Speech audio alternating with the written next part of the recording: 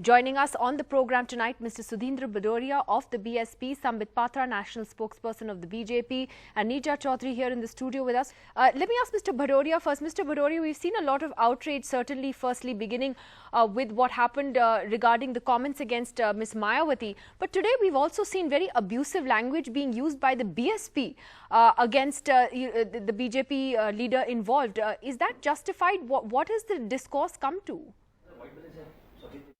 You see, as far as the incident in Lucknow is concerned, I will come to that. But let me first, the whole debate in perspective.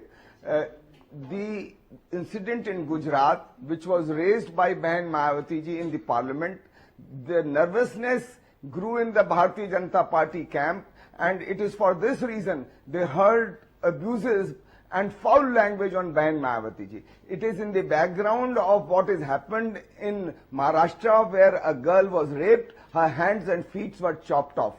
It was in the background of Haryana, where a girl was raped successively second time. The BJP governments are there. In Gujarat, the Dalit boys, dozens of them, they were made nude, then they were lashed and whipped by the Gau Raksha Samiti, which is the support organization of the BJP. What I want to say is, it is in the background of this anger that these people who have gathered over there, they are not having the support of the High Command, the BSP leader.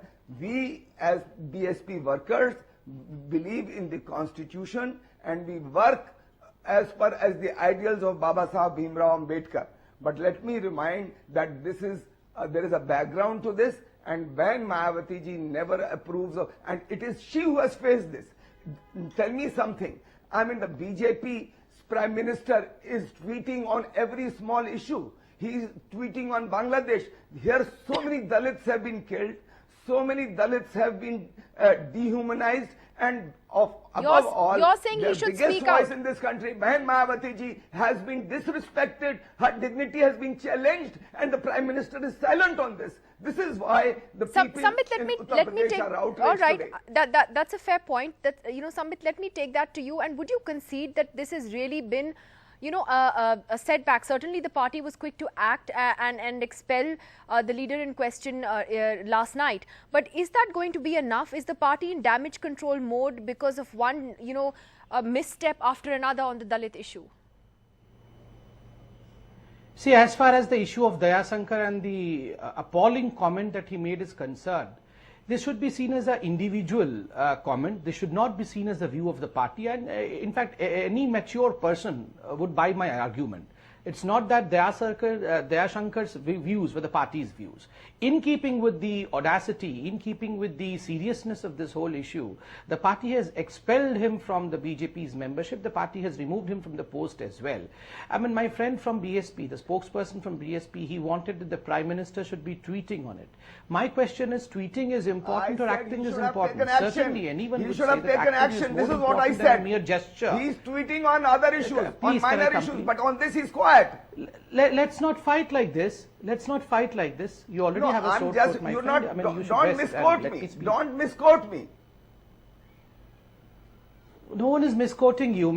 You made this point that the Prime Minister should speak on this issue. The Prime Minister speaks on every other issue. He should tweet on this issue. My simple and humble submission is, rather than speaking and tweeting, acting is what is required. Without wasting even a few hours, the party has acted by expelling him from the folds of Bharatiya Janata Party. I mean, I think this should be welcomed, and your own leader, Mayawati, has welcomed this. I was hearing her speak today. She said that, well, yes, it's a good move that the party has removed him. But the real story here is the political story. No, the real story here is the political fallout of this, and the reason tempers are so. Yeah, no, look, the reason tempers are so flared up. Neeta Chaudhary is because there is a law in the country under the SC/ST Act. He should be arrested. Well, there is a law in the country. There is now a case against him, and that will just happen very soon. But Neeta, the point is, what is the impact of this going to be, particularly in UP? And the sad thing is, when you saw this kind of lynching happening to Muslims, there was sort of not this kind of reaction from the establishment, and now there is, because Dalits are involved and everyone is suddenly very agitated.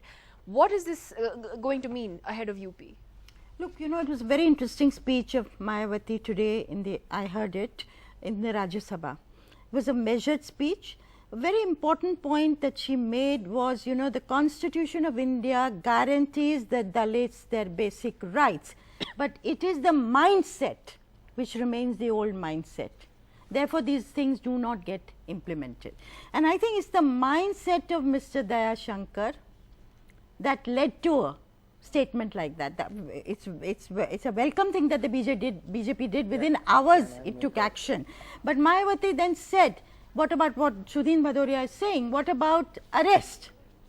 What about going for him? Now, you see, this is going to be it's a hot political potato because Narendra Modi got over 50% of the Dalit vote in the 2014 elections.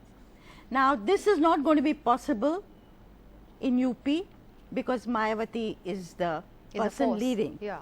I'm told from all accounts Mr. Modi was very disturbed about the Rohit Vemula incident and also disturbed about the Gujarat protests.